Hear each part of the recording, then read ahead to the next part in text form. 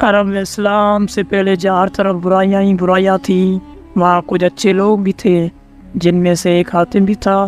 حاتم کے بارے میں بے شمار کہانیاں بیان کی گئی ہیں، جن میں سے اگر مبالغہ نکال بھی دیا جائے تو پھر بھی حقیقت یہی ہے کہ حاتم کی سخاوت ضرب مثل ہے۔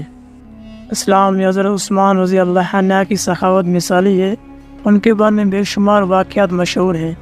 یہ حقیقت ہے کہ حضرت عثمان غنی کے مال و زر و عطیات و سخاوت کی وجہ سے اسلام کے پھیلاؤ میں بڑی سہولت پیدا ہوئی۔ حاتم کا تعلق تے نامی کا ایک قبیلے سے تھا، اس کی نسبت سے اسے حاتم طائی کہا جاتا ہے۔ وہ یمن کا حکمران تھا، یمن کا علاقہ عرب سے جڑا ہوا تھا۔ عرب پر ان دنوں نوفل نامی بادشاہ کی حکومت تھی۔ وہ حاتم کی سخاوت اور علاقے مقبولیت سے بہت پریشان تھا۔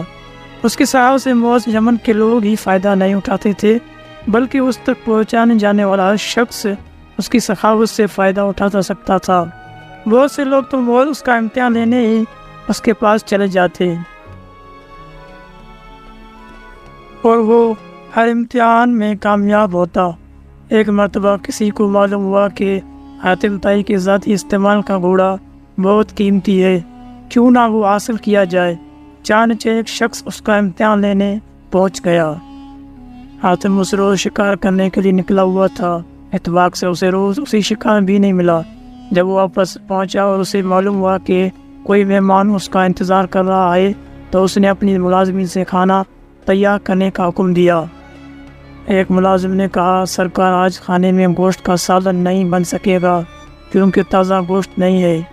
حاتم کی غیرت اس بات کو گوارا نہیں کر سکتی تھی کہ اس کے دسترخوان پر مہمان کے لیے گوشت کا سالن بھی نہ ہو۔ اس نے کہا، آج ہمارا محبوب گھوڑا ہی ذبح کر کے پکا لیا جائے۔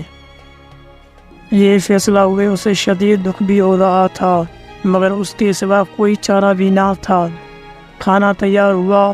حاتم نے اپنی مہمان کی تواضع میں کوئی کسر نہ چھوڑی۔ مہمان بھی بہت خوش تھا۔ صبح جب مہمان کے جانے کا وقت ہوا تو مہمان نے رخصت ہونے سے قبل اس کی مہمان نوازی کا شکریہ ادا کیا۔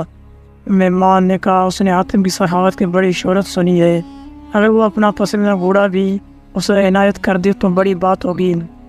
حاتم نے اس کی بات سن کر کچھ افسردہ ہوگا، مگر پھر کہنے لگا، میرے معزز مہمان، یہ فرمائش اگر آپ کی گزشتہ سال پہلے ہی کر دیتے تو اس کی تعمیل ضرور کرتا، مگر اب یہ ممکن نہیں ہے کہ کیونکہ میرا پسندیدہ گھوڑا اب آپ کے پیٹ میں پہنچ چکا ہے۔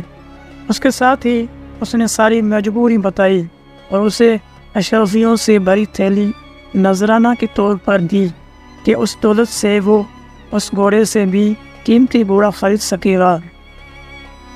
مہمان حاتم کی سخاوت کا گرویدہ ہونے کے ساتھ ساتھ پشیمان بھی ہوتا کہ اس کی وجہ سے ایک قیمتی گھوڑا ذبح ہو گیا۔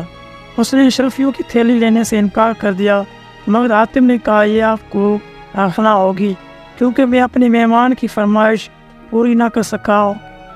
حاتم سختی کے ساتھ ساتھ بہت نرم دل بھی تھا۔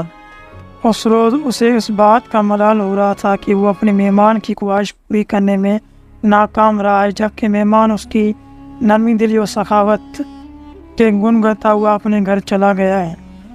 ادھر عرب کا نوفل بادشاہ سوچ رہا تھا کہ اگر حاتم کی سخاوت اور مقبولیت اسی طرح بڑھتی رہی تو پھر لوگ اس کی ہی طرف جائیں گے، کوئی اس کی طرف نہ آئے گا۔ اس نے ایک بہادر اور طاقتور سپاہی سے کہا کہ وہ حاتم کو قتل کر دے، اس کے عوض اسے بھاری انعام ملے گا۔ حاتم کیونکہ نیک دل و سخی انسان تھا، اسی لیے وہ اپنی ساتھ محافظ نہیں رکھتا تھا، کیونکہ وہ جانتا تھا کہ موت جب آنی ہے تب وہی آئے گی، اور جب آئے گی تو کوئی محافظ اسے بچا نہیں سکے گا۔ بادشاہ نوفل کا بھیجا ہوا سپاہی ایک مہمان کے روپ میں حاتم کے محل پہنچ گیا۔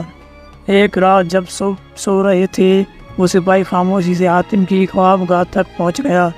اس نے دیکھا کہ حاتم گہری نیند سو رہا ہے، تو اس نے اپنی کمر سے خنجر کو نکالا اور پوری طاقت سے اس پر وار کر دیا۔ اسی وقت حاتم نے کروٹ لی اور سپاہی کا نشانہ چوک گیا اور وہ حاتم کے اوپر گر گیا۔ حاتم اس دوران نیند سے بیدار ہو چکا تھا۔ اس نے اپنی مہمان سپاہی کو قابو کر لیا اور اس سے پوچھا کہ اس نے ایسا کیوں کیا ہے، کیا اس کی مہمان نوازی میں کوئی کمی رہ گئی تھی؟ سپاہی نے حاتم کو صاف صاف بتا دیا کہ وہ یہاں کس لیے آیا تھا۔ حاتم نے اسے کہا مجھے قتل کر کے اگر تمہیں دولت ملتی ہے تو فوراً قتل کر دے، اس سے پہلے کہ میرے ملازم آ جائے تم مجھے مار سکتے ہو، میں مزاحمت نہیں کروں گا۔ سپاہی یہ سمجھ رہا تھا کہ اب اس کی موت آ گئی ہے، کیونکہ حاتم کی پکڑ سے اس کا نکلنا جانا ممکن نہیں تھا۔ حاتم کا یہ رویہ دیکھ کر سپاہی کہنے لگا حضور مجھے معاف کر دیں، مجھ سے بہت بڑی غلطی ہوئی ہے، میں توبہ کرتا ہوں اور آئندہ سے ہمیشہ آپ کا وفادار رہوں گا۔ حاتم نے نہ صرف اسے معاف کر دیا بلکہ اشرفیوں سے بڑی تھیلی بھی دی، کیونکہ اسے یہ گوارا نہیں تھا کہ اس کا مہمان اس کے گھر سے